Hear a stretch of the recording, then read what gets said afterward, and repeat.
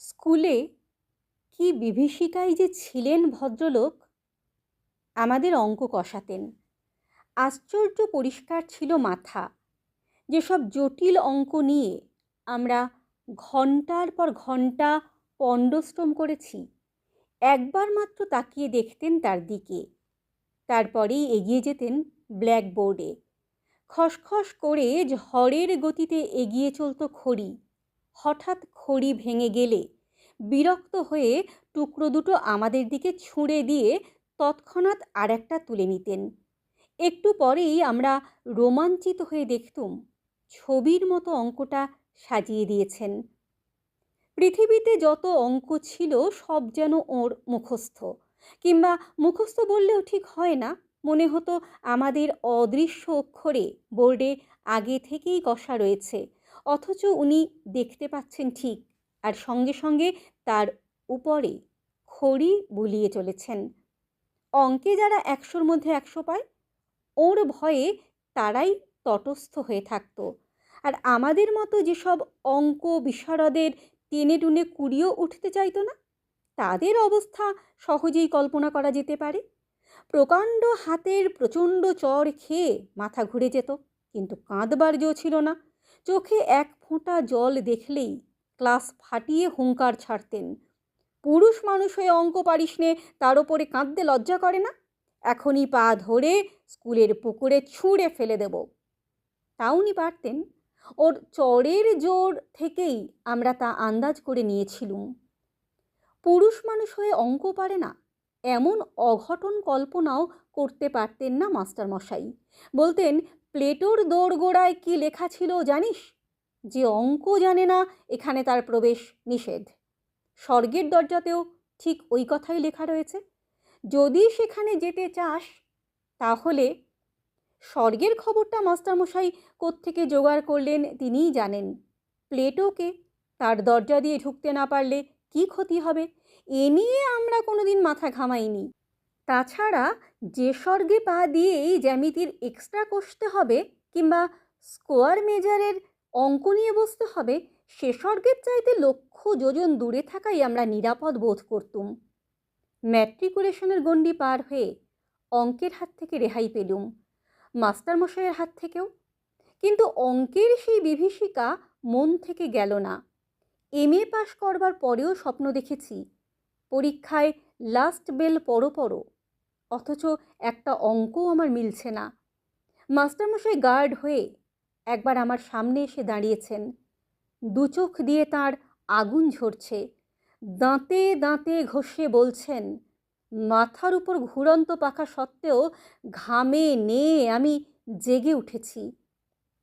মৃদু নীল আলোয় দেখেছি চেনা ঘরটাকে। চোখে পড়েছে সামনে আমার পড়ার টেবিল, আমার বইপত্রের স্তূপ।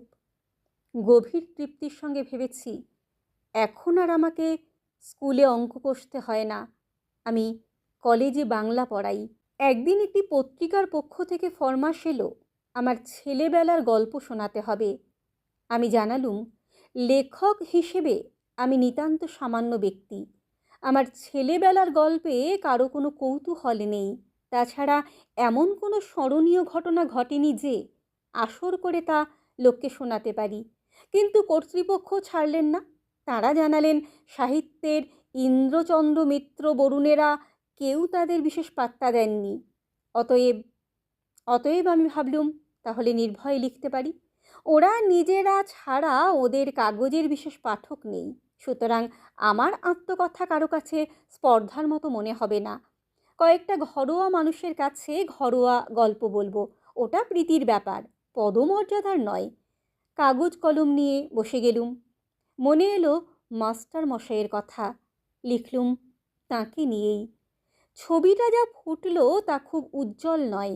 লেখবার সময় কল্পনার খাদ কিছু মিশিয়ে নিলুম, সেটা বলাই বাহুল্য।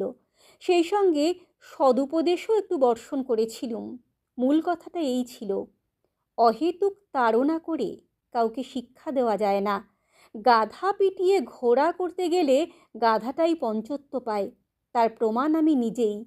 মাস্টারমশাই আমাকে এত প্রহার করেও অঙ্ক শেখাতে পারেননি, বরং যা শিখেছিলুম তাও ভুলেছি। এখন 2 আর 2 4 না 5 হয়, তাই নিজের মধ্যে সন্দেহ জাগে।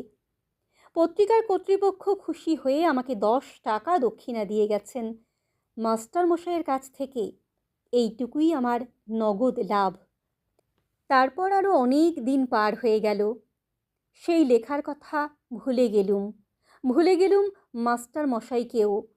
বয়স বেড়েছে, বিনিদ্র রাত্রি যাপনের মতো অনেক সমস্যা এসে দেখা দিয়েছে জীবনে। বর্তমানের দাবিটা এত বেশি জোরালো যে স্মৃতির দিকে তাকাবার অবসর পর্যন্ত মেলে না। এমনি সময়ে বাংলাদেশের এক প্রান্তের একটি কলেজ থেকে ডাক এলো, ওদের বার্ষিক উৎসব, অতএব আতিথ্য নিতে যেতে হবে ওখানে এবং বক্তৃতা দিতে হবে। এইসব উপলক্ষেই বিনা পয়সায় বেড়ানো যায়। তাছাড়া কলকাতা থেকে কেউ বাইরে গেলেই তার রাজোচিত সম্বর্ধনা মেলে।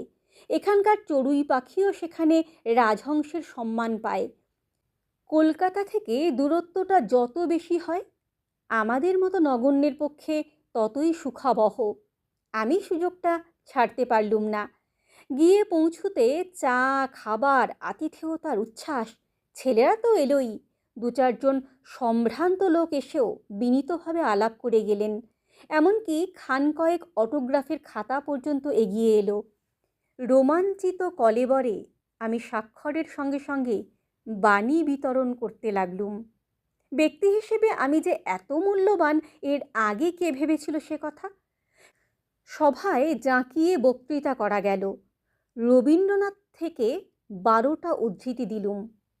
কার একটা ইংরেজি কোটেশন চালিয়ে দিলুম বার্নার্ড শর নামে।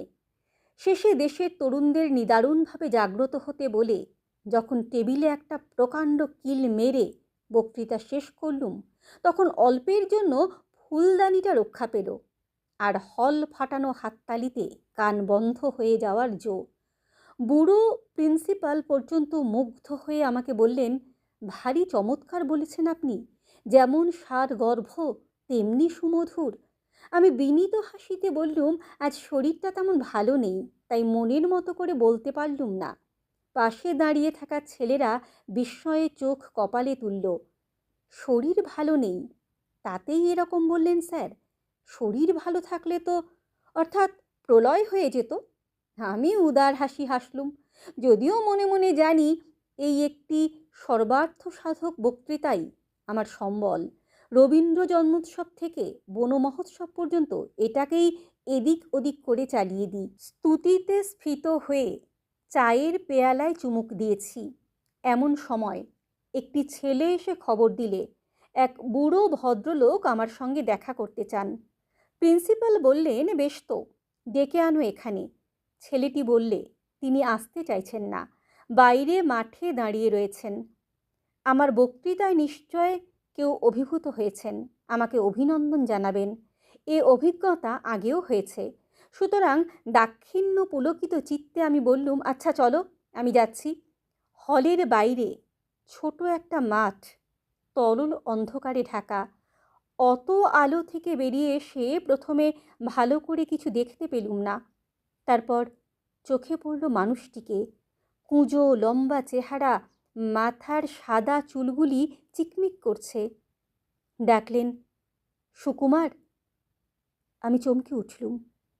এখানে কেউ আমার নাম ধরে ডাকতে পারে, সেটা যেমন আশ্চর্য, তার চেয়েও আশ্চর্যই গলার স্বর। আমার মনটাকে অদ্ভুতভাবে দুলিয়ে দিল। স্মৃতির অন্ধকার থেকে একটা ভয়ের মৃদু শিহরণ আমার বুকের ভিতর দিয়ে বয়ে গেল। আমাকে চিনতে পারছো না সুকুমার? আমি চিনেছি। ভয় পাওয়ার অর্থটা বুঝতেও আর বাকি নেই। ওই ডাক শুনে ছেলেবেলায় বহু দিন আমার গায়ের রক্ত হিম হয়ে এসেছে। জানি এখনই একটা ভয়ঙ্কর চড় আমার পিঠের উপর নেমে আসবে। সেই ভয়টার কঙ্কাল লুকিয়েছিল মনের চোরা কুঠুরিতে। ওই স্বর বিদ্যুতের আলোর মতো তাকে উদ্ভাসিত করে তুলেছে। আমার মাথা তখনই ওর পায়ে নেমে এলো। মাস্টারমশাই, আপনি? মাস্টারমশাই বললেন, বেঁচে থাকো বাবা, যশস্বী হও। রিটায়ার করার পর এখানে এসে মাথা গুঁজেছি, বাড়ি থেকে বেরুই না। আজ তুমি বক্তৃতা করবে শুনে ছুটে এসেছি।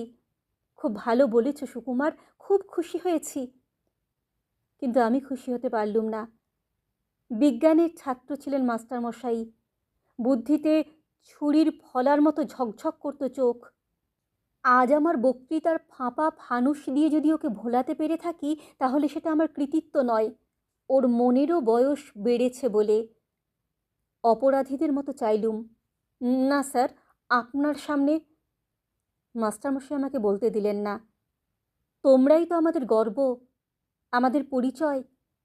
কিছুই দিতে পারিনি, খালি শাসন করেছি, পীড়ন করেছি। বলতে বলতে জামার পকেট থেকে বের করলেন শতচ্ছিন্ন এক জীর্ণ পত্রিকা। একদিন আমার ছেলে এইটি এনে আমাকে দেখালো। পড়ে আনন্দে আমার চোখে জল এলো। কতকাল হয়ে গেল, তবু সুকুমার আমাকে মনে রেখেছে, আমাকে নিয়ে গল্প লিখেছে। সকলকে এই লেখা আমি দেখাই, বলি দেখো, আমার ছাত্র আমাকে অমর করে দিয়েছে। মুহূর্তে আমার জিভ শুকিয়ে গেল। লজ্জায়, আত্মগ্লানিতে আমার মাটিতে মিশে যেতে ইচ্ছে করলো। একটা কিছু বলতে চেষ্টা করলুম, কিন্তু মুখে কথা ফুটল না। মাস্টারমশাইয়ের গলা ধরে এসেছিল। একটু চুপ করে থেকে বললেন, কি যে আমার আনন্দ হয়েছে সুকুমার, কি বলবো। তোমার এই লেখাটা সব সময়ে আমার সঙ্গে সঙ্গে থাকে। দু একজন বলে, যেমন ধরে ধরে মারতেন, তেমনি বেশ শুনিয়ে দিয়েছে আপনাকে। আমি বলি, শোনাবে কেন, কত শ্রদ্ধা নিয়ে লিখেছে। আর সত্যিই তো, অন্যায় যদি করেই থাকি, ওরা ছাত্র, ওরা সন্তান, বড় হলে সে অন্যায় আমার শুধরে দেবে বই কি। জানো সুকুমার, আনন্দে তোমাকে আমি একটা চিঠিও লিখেছিলুম, কিন্তু পাঠাতে সাহস হয়নি। তোমরা এখন বড় হয়ে গেছো, এখন। আর বলতে পারলেন না। আবছা আলোটায় এখন অভ্যস্ত হয়ে উঠেছিলুম। দেখলুম মাস্টারমশাইয়ের চোখ দিয়ে জল পড়ছে। মনে হলো স্নেহ, মমতা, ক্ষমার এক মহাসমুদ্রের ধারে এসে দাঁড়িয়েছি। সেই স্নেহ কোটি মণি মাণিক্য দিয়ে যার পরিমাপ হয় না, সেই মমতা যার দাম সংসারের সব ঐশ্বর্যের চাইতে বেশি, সেই ক্ষমা কুবেরের ভাণ্ডারকে ধরে দিয়েও যা পাওয়া যায় না। আমি তাকে 10 টাকায় বিক্রি করেছিলুম। এ অপরাধ আমি বইব কি করে? এ লজ্জা আমি কোথায় রাখবো?